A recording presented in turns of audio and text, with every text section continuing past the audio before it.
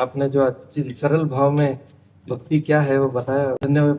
प्रयास यही रहता है हमारा तो कि जी कार्य करते करते स्मरण होता रहे। हाँ बिल्कुल, अपने कर्तव्य को ही पूजा समझे। कर्तव्य में भय और प्रलोभन का त्याग करके अपने शपथ वही है हमारी। हाँ, अपने कर्तव्य का भय और प्रलोभन से यदि हम हट करके, तो हमारी कर्तव्य पूजा हो जाएगी। अगर भयवश कुछ हुआ या प्रलोभनवश कुछ हुआ तो हमारी पूजा में बाधा पड़ जाएगी। हमें समय मिले तो और भी पूजा करें, नहीं सबसे बड़ी पूजा है अपने कर्तव्य का पालन करना, जो भगवान ने हमें कर्तव्य दिया, और नाम जप कर अंदर ही अंदर भगवान का स्मरण करता रहे। जी, जरूरी नहीं है कि तिलक कंठी और ये सब बांधा या मंदिर जा रहा है वही भक्त है।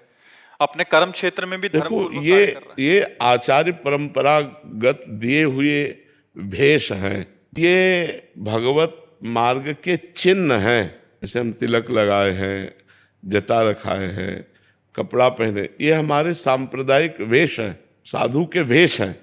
लेकिन अंदर से साधुता ना हो और वेश हो तो भगवत प्राप्ति तो होने वाली नहीं, और वेश ना हो तो अंदर से वो साधुता हो तो निश्चित उसको भगवत प्राप्ति हो जाएगी।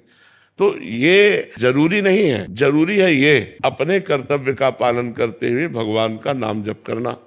बोले आपके उदाहरण की हो, हमारे भाग्य में लिखा है, हमारे भाग्य में लिखा है कि तुम्हें बचपन से बाबा जी बनना पड़ेगा। तो बचपन से बाबा जी है, हमारे भाग्य में भेष ये लिखा हुआ है, इनके भाग्य में लिखा हुआ है जटाजूट तुम्हें पहले धारण करना पड़ेगा, बाबा जी बनना पड़ेगा।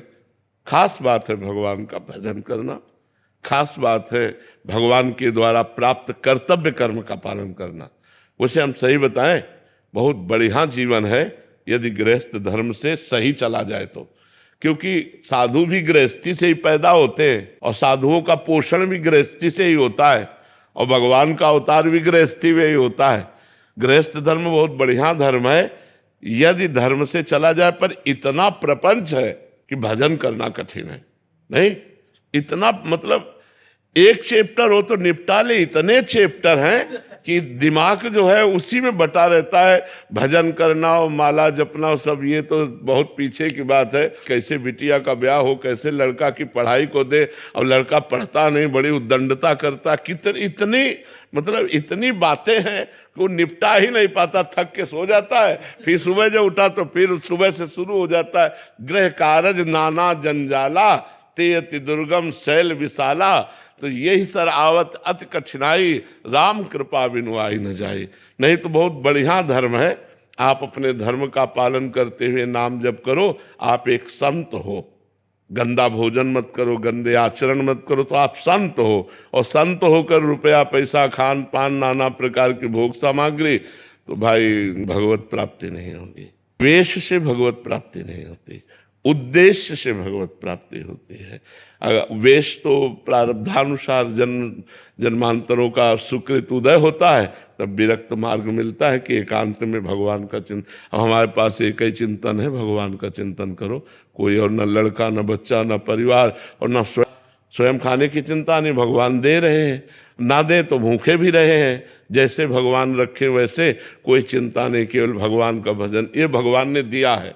लेकिन आप दूसरों की चिंता करते हुए भजन कर रहे हैं, ये बहुत बड़ी बात है। कोई काम गृहस्थी का दे दो तो हम परेशान हो जाए। तुम्हारे पास 100 काम है फिर भी रात अदा कर रहे हो, विचार करके देखो। काम है फिर भी आप समय निकाल के रात अदा कर रहे हो, बहुत बड़ी बात है। एक बार किसी संत ने कहा कि आप गृहस्थ भक्त को प्रभु श्रेष्ठ मानते हैं या विरक्त भक्त को? भगवान ने कहा गृहस्थ भक्त को। विरक्त तो रात दिन हमारे में लगे हुए है, लेकिन तो उन्होंने कहा प्रभु विरक्त तो सर्वश्रेष्ठ है, क्योंकि सब कुछ त्याग कर आपके लिए।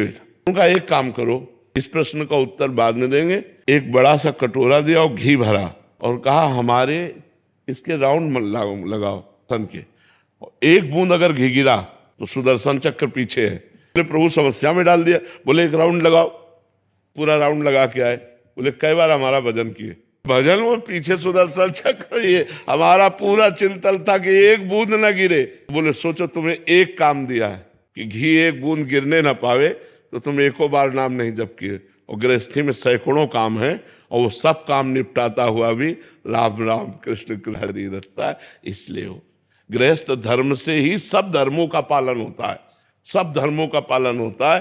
पर आप अगर भगवान का भजन कर ले तो सर्वश्रेष्ठ संत हैं, क्योंकि संतों की भी सेवा, परिवार की भी सेवा, समाज की भी सेवा और भगवान का भी भजन कितनी बड़ी बात है। हमारे पास एक ही काम है, केवल भजन, दूसरा काम नहीं। तुम्हारे पास सैकड़ों काम होते हुए भी भजन है, ये बहुत बड़ी बात है। बस चलते रहो, गलत आचरण मत करो, गंदा खान पान मत करो, नहीं तो बुद्धि फिर भजन में नहीं लगेगी।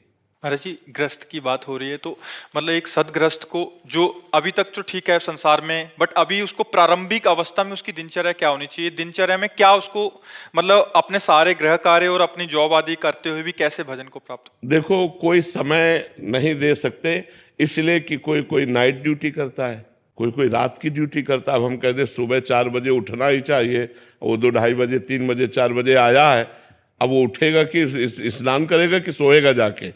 हमें लगता है जब हमें समय मिले गृहस्थी में, अब सुबह से कई ऐसे कार्य होते हैं, अब रात में पानी लगाना है किसान को, अलग अलग कई ऐसे कार्य होते हैं, व्यापार में उसको विदेश जाना है, ऐसे कई कार्य होते हैं जिनसे गृहस्थी में एक दिनचर्या नहीं रह सकती। तो सबसे बड़ी गृहस्थी की साधना है कि हमारे दरवाजे से कोई भूखा ना जाए और हमारे अंदर नाम चलता रहे, बस सबसे बड़ी साधना है। आप जो कर्म कर रहे हो वो कर्म करो और नाम को पकड़ लो। नाम अगर चलता रहा तो आप जीत जाओगे माया पर। कलयुग केवल नाम आधारा, सुमिर सुमिर। हम ये नहीं कहते कि 4 बजे उठ करके पूजा में बैठ जाओ, क्योंकि बहुत सी ऐसी समस्याएं हैं जो 4 बजे उठने वाला समय नहीं मिल पाएगा। जब आप उठ पाओ, भगवान का स्मरण करो, नाम जब शुरू करते हुए अपने अपने कार्य प्रणाली में लग जाओ। अब गृहस्थी में माताओं बहनों को जैसे सुबह उठिए और ये देखिए कि पति कै बजे ऑफिस जाएगा, बालक कै बजे स्कूल जाएगा। पति और बालक को तैयार कीजिए, उसको स्कूल भेजिए, उसको ऑफिस भेजिए या अपने काम में जा रहा है उसको तैयार करके टिफिन सबके फिट कर दिए। अब कोई काम नहीं है, पर्दा ठाकुर जी का खोला, उनकी पूजा की, वो चाहे 10 बजे हो चाहे 11 बजे हो। अब पति को ऑफिस जाना, बच्चे को स्कूल जाना और तुम पूजा का विस्तार कर रहे हो तो सब बिगड़ जाएगा? नहीं बिगड़ जाएगा। वो तो हमें लगता है गृहस्थ धर्म में अपने संबंधों का निर्वाह करना ही सबसे बड़ी पूजा है। अपने पति को भगवान मानना, पुत्र में भगवान को देखना, सुंदर भोग बना के उनको पवाया, टिफिन लगा दिया, उनको भेज दिया। ये गृहस्थी में ये नहीं कि भाई हम तो कर ले तो तुम्हारा मन हो करो, नहीं हम पूजा वो। तो हमें लगता है अपने कर्तव्य का पालन करना सबसे बड़ी पूजा है। अपने कर्तव्य में चूक गया तो पूजा नहीं है। हम एक पूजा शब्द से हमारे दिमाग में एक बात आ जाती, ठाकुर जी की छवियां, आरती, अगरबत्ती लगा, ये हमें लगता है कि यही पूजा नहीं है।